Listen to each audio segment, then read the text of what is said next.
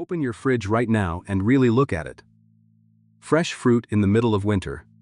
Bread, cheese, a drawer full of vegetables, meat already cut and cleaned and wrapped in plastic. Now take all of it away and drop yourself onto a frozen continent 15,000 years ago, where, for half the year, not a single edible plant grows anywhere you can reach, where there are no shops, no farms, no crops, and no second chances.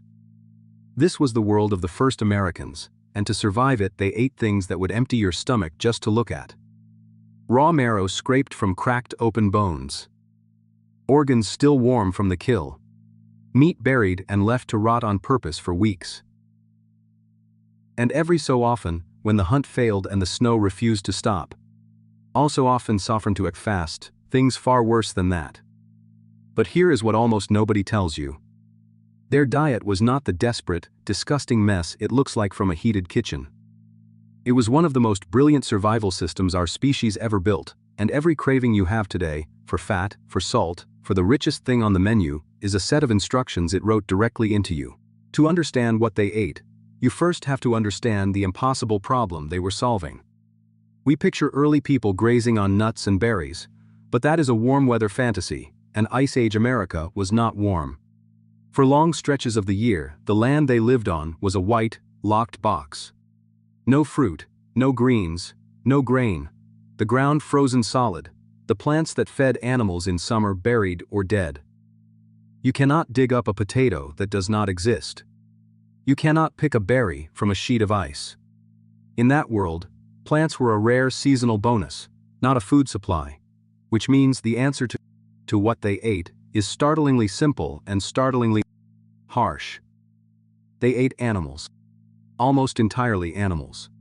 Their whole survival came down to finding, killing, and squeezing every last calorie out of the creatures that shared the frozen plain with them, and getting that wrong by even a little meant starving in the dark. At the top of the menu stood the giants. A single mammoth or a bison the size of a sakar was a mountain of food, hundreds and hundreds of kilograms of meat and fat that could carry a whole band through weeks of cold. Bringing one down was the jackpot, the event everything else was built around. But a jackpot is, by definition, rare. And hunting an animal that size was slow, dangerous, and often a failure. People were gored, trampled, and killed trying. So their food supply did not arrive as a steady trickle. It came in terrifying swings, from a mountain of meat one week to nothing at all the next. This is the rhythm that shaped everything about how they ate. Gorge when the giant falls, then stretch that kill as far as it will possibly go, because nobody knows when, or if, the next one is coming. Feast and famine were not bad luck, they were the schedule. And this is where their diet turns strange in a way that will reshape how you see your own cravings, because their single most valuable prize was not meat. It was fat. To us, raised to trim the fat and grill the lean, that sounds backwards. But it is a matter of life and death, and here is the brutal reason. If you eat nothing but lean meat, pure protein, with no fat, your body cannot process it fast enough. And you will sicken and actually die even with a full belly. A horror the old explorers called rabbit starvation. Lean meat alone is a trap. Fat was the difference between surviving a winter and not. The densest fuel on the entire frozen continent, and so these people did not avoid it. They hunted for it. A fat animal was worth more than a lean one. The fattest parts were fought over and given to the ones who mattered most. That desperate, ancient craving for fat did not disappear when the mammoths did. It is the exact reason a burger still tastes better than the salad, which is why the part of the animal they treasured most is a part we throw straight in the bin. The inside of the bones. Locked inside every leg bone of every large animal is marrow, a soft core of almost pure fat and calories. And cracking bones open to get at it was one of the oldest and most important food skills our ancestors ever had. Look at the animal bones from these ancient camps and you find them smashed, deliberately, methodically, split open for the rich prize inside. And when the marrow was gone, they went further. They shattered the bones into fragments, boiled them for hours, and skimmed off the layer of bone grease that floated to the top, wringing fuel out of the skeleton itself. Think about what that means.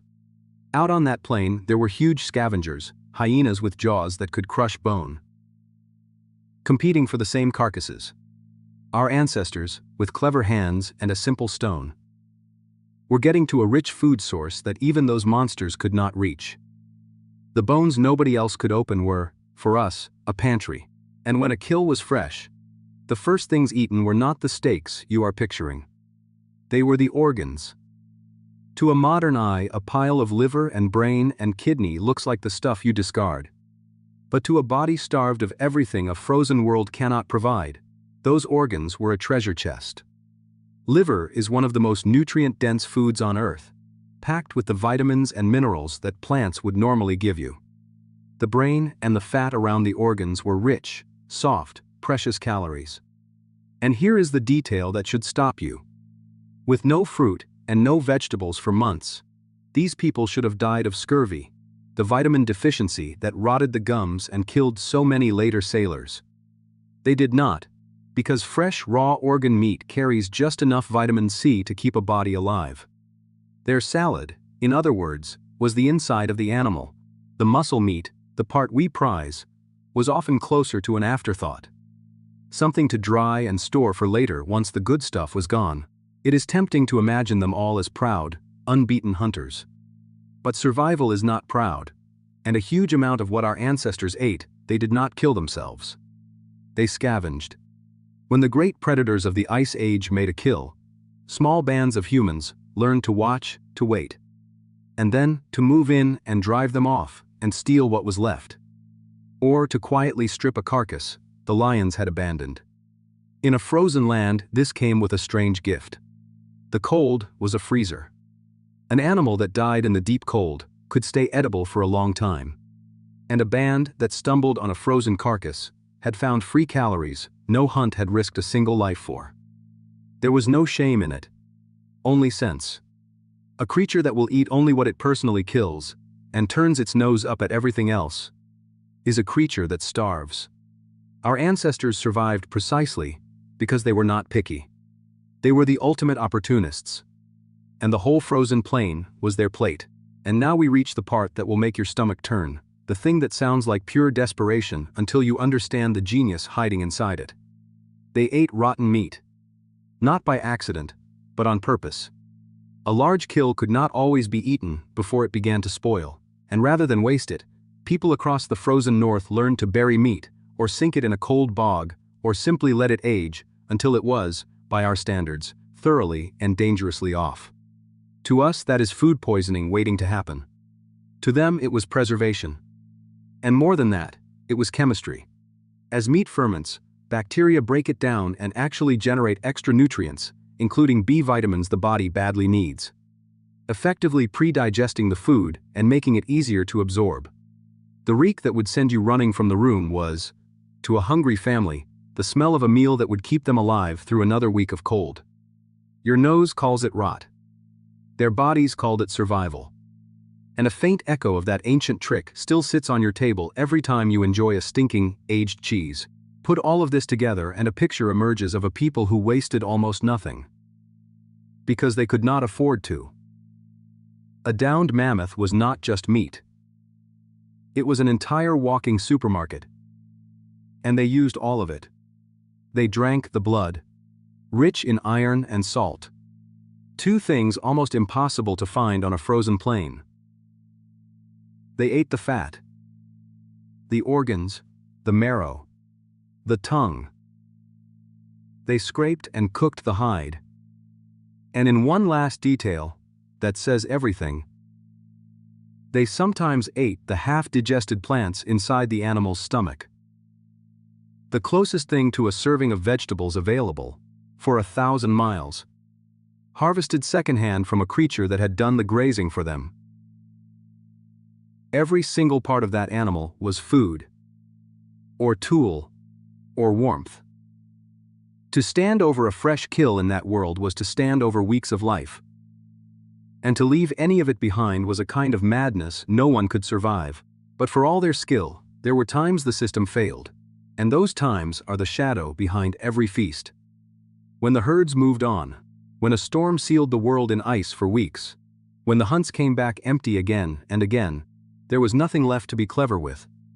In the worst of it, people boiled and chewed the hide off their own tents and clothing, cracked apart and reboiled bones they had already stripped, gnawed bark and lichen. Anything to trick an empty stomach and buy one more day. And when even that ran out, the body began to eat itself, burning through its own fat and then its own muscle, and the smallest and the weakest, the very young and the very old, were always the first the hunger took. This is the true weight of that feast and famine rhythm. A great kill was not a meal. It was a reprieve. And everyone gathered around that fire knew, in their bones, exactly how fast the good times could end. Now, here is why any of this should matter to you. Sitting there with a fridge a few steps away. That brutal, animal-heavy, fat-hungry diet did not just keep these people alive. It built the body and the brain you are using to watch this right now. The enormous amount of energy locked in meat, fat, and marrow, especially once fire let them cook it and unlock even more, is a large part of what fed the growth of our oversized, ravenously hungry brains. The instincts that diet burned into us never switched off. Your craving for fat, for salt, for sugar, for the single richest and most calorie-dense thing you can find, felt like a personal weakness, but it is nothing of the kind. It is an ancient survival program, written across hundreds of thousands of years of never having enough, still running perfectly inside a world that now has too much. You are not greedy when you reach for the fatty, salty, sugary thing. You are obeying an Ice Age hunter who could never once take the next meal for granted, and that is the real answer to what the first Americans actually ate. An answer that flips the whole question on its head. We started by recoiling from their diet, the marrow and the organs and the meat left to rot, and calling it primitive, desperate, disgusting. But look closely and it stops looking like desperation and starts looking like a masterpiece. Every part of it, the hunt for fat over lean, the bones cracked for marrow, the organs eaten first, the rot turned into preservation. The whole animal used down to the stomach was a precise, hard-won solution to the single hardest problem a body can face. How to stay alive on a frozen continent that wants you dead. These were not people eating garbage because they knew no better. They were some of the most resourceful eaters who have ever lived, wringing survival out of a world that offered almost nothing, and the proof of how well it worked is that their descendants spread across 2 entire continents. Their food was not a sign of how little they had. It was a sign of how brilliantly they used it. So, the next time you trim the fat off your steak and throw it away, or wrinkle your nose at an organ on a menu, or toss out food simply because it has started to turn, stop for just a second and remember the people this all came from. Remember that a first American dropped into your supermarket would not be disgusted by the strange food. They would be staggered by the sheer, reckless abundance of it. A warm building full of fat and salt and meat. With no winter, no hunt, and no risk attached. Everything you find easy, they earned with their lives, and everything you find gross, they understood better than you do. So, tell me in the comments, what is one food your grandparents or great-grandparents ate without a second thought that you could never bring yourself to touch? Drop it below, because that gap between them and you is this whole story in miniature. And the first chapters of their story are still waiting.